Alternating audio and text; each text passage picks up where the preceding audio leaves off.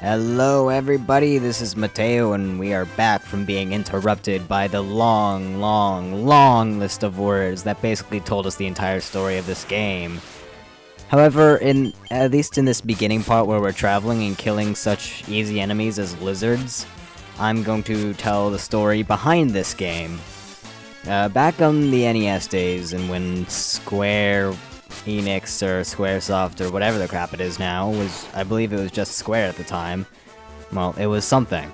It was the Square we know today, only a whole lot younger. And basically, they were going bankrupt or something. They were failing. And so then they released this game as their final game, hence the name Final Fantasy.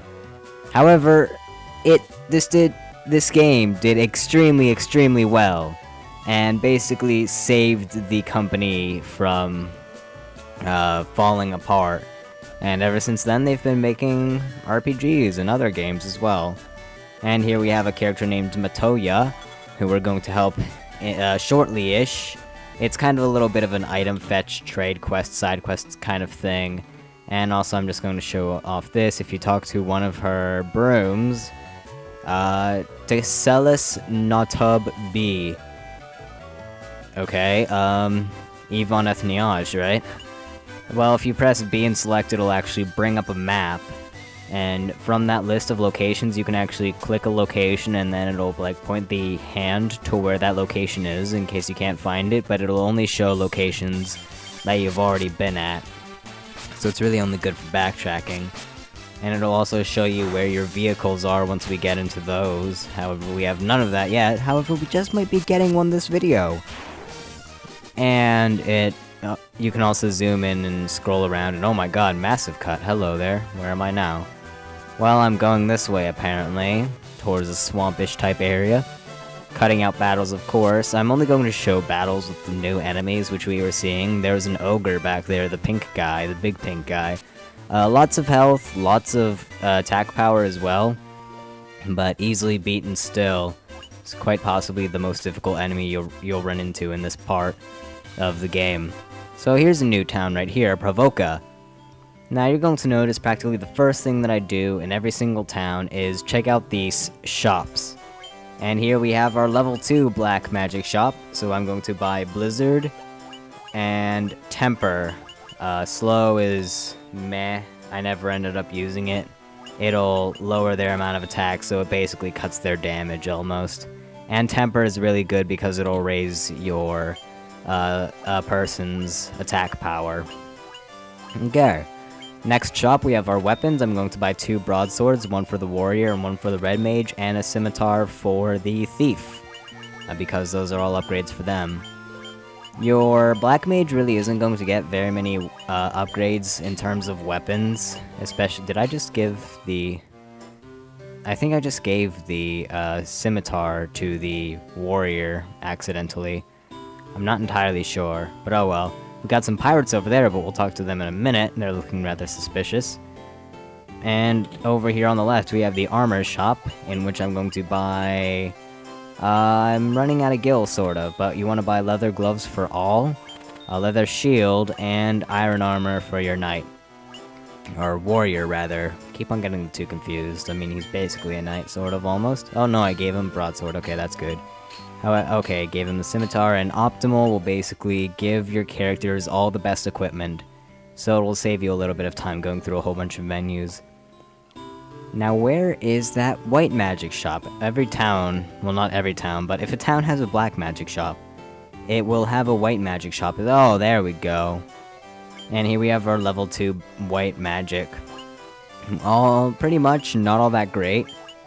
I'm never going to really end up using Invis, which I didn't buy. However, Null Shock is kind of nice. It's kind of like Shell in the later games, if you've played the later games, where it'll cut magic. It'll cut the damage of magic, but only on, only thunder-based spells. Also, outside of Provoca, we can find the werewolf, which, when it attacks, could possibly poison you. But otherwise, not that bad. Poison will decrease your health both in battle and while you walk, so be careful with that.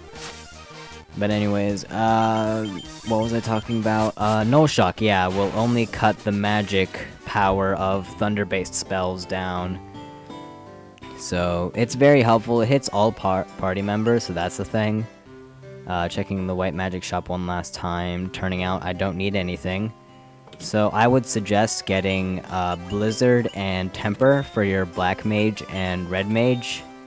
And for your white mage / red mage, get Null Shock, and I forget what else there was. Get the next cure upgrade if it's there, get heal if it's there.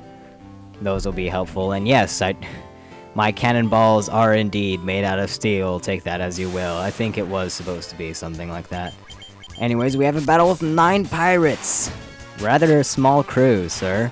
And they're also rather weak, although they do have a bit of attack power. So the fact that they although it does nothing to my warrior, of course.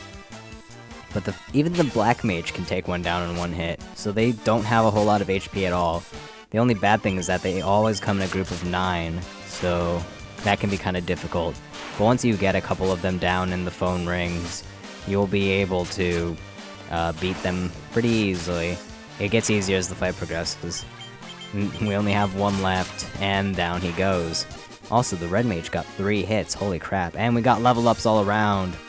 Unless one character dies, all your characters will level up at the same time. So there's that. And his name is Vic, although that really doesn't matter, because we'll never see him again! Sure, why not? We'll forgive an old pirate, although you don't look all that old, but we do get a ship! Holy ship, we got a ship! Indeed! So if we go outside, all of a sudden, there will be a ship there that wasn't there before. It's the magic teleporting ship. Unfortunately, we have to ride through the waters with it, and we just can't teleport to the next area. That was a mouthful. I'm kind of hyper. Okay, but in the water, we can find a whole bunch of new enemies as well. Although, really, you don't... After this little section of enemies, you really don't find any more new ones. It's not like different sections of water will have different enemies, except for a different type of water, which we'll get into later, when we can traverse across that. But for now, we have Sahagins, which come in big groups like the pirates, but don't do a whole lot. They're weaker than the pirates, so not all that great. And then the Sahagin Chief, which was that red one in the top right, or rather it was in the top right until I killed it. And it's basically a powered up Sahagin. Still not that great. Also, it's weird that the Sahagins are green. I'm used to them being blue. Oh well. Too much Final Fantasy IV, I guess. Let's just go ahead, finish them off. And down they go. I suggest you fight every single battle that you get into, mainly because the gil is nice and so is the experience. And, you know, especially if there's a new enemy and you're going for 100% Bestiary like I am, it's very helpful. Here we have Buccaneers, slightly powered up versions of the pirates. Unfortunately, I got a preemptive strike on them, and now they're dead, so you won't even get to see that. Oh well, and they gave me a saber. Ooh, what's that? Let's check it out. Okay, weaker. Is it more powerful? Oh, it's slightly less accurate, but more powerful in attack power. Good enough. Accuracy doesn't determine that much. Much, I mean. And here we're back in Castle Cornelia. This isn't where we're supposed to go, but now you have easy access to the very cheap inn, although that doesn't make that much... Well, that doesn't make that much of a difference, although it is nice. So you can go ahead, stop here, and then head directly south to the place that we actually want to go, as soon as we sleep. At least they actually have different beds for each character, and not just one for all 4. So, at least they're slightly realistic in that sense. So let's head on back down, and head to the place that we want to go. Which isn't marked on the map, however, I'm just taking a quick check. And it is pretty much directly south of where we currently are. There's the dock right there. We have a bit of actual walking to do, but oh well. Something that I should mention about the ship. There's a little trick where I think it's just something like if you press B and A a whole bunch of times or something like that. You can look it up for the specifics. But if you press a certain button combination, you will get a sliding puzzle game. You know, that game where there's a 4x4 grid and then there's 1, 2, 3, 4, 5. and you have to slide the pieces to the left, right, up, or down, and get them to get in the right order, and then when you finish that, you'll get money and maybe items. So there's that, although it takes a while, and I'm not very good at those, so I'm not even going to bother. Anyways, we are now in Elfheim, and all these people look like Link. Speaking of Link, I'm playing Ocarina of Time right now with my new used Nintendo 64, and I can't finish a certain grave-digging game, if you know what I'm talking about. But here we have yet another black magic shop with level 3 black magic. Fyra and Thundara are more powerful versions of Fire and Thunder, so those are both very welcome. Buy them. You must, practically. I am forcing you to buy such an item.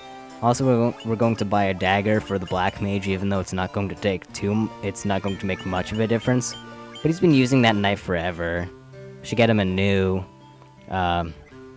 sharp knife to make up for, well, his actions. He's helped us greatly as the dog barks.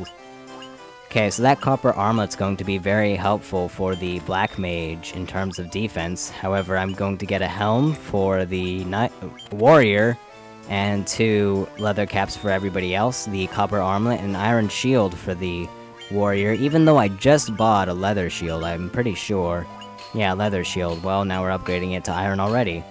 So here's a whole bunch of new things, that's really nice, and I think the black mage got the copper armlet, and somebody's taking a shower! I don't know whether you can hear it or not, but I'm just going to go with this because we're nearing the end of the video almost, sort of. Pretty much just purchasing stuff and maybe fighting some other enemies is what we're going to do here. Not the most amount of progress, but still pretty good. Elfheim is pretty neat. And this place actually features 2 magic shops of each. However, we're not at a high enough level to use level 4 magics. So let's instead, well, we can go ahead and check what we want, but we both can't afford them, and we can't use them. They don't even let you buy them ahead of time, so there's that.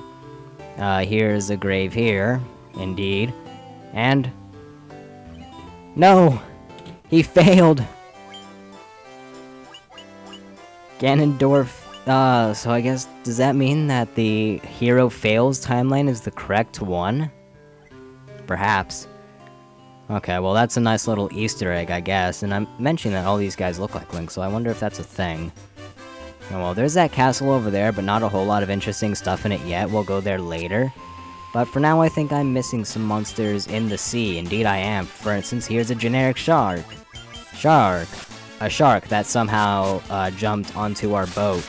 I'm guessing it's through that little hole in the wall there, in the middle.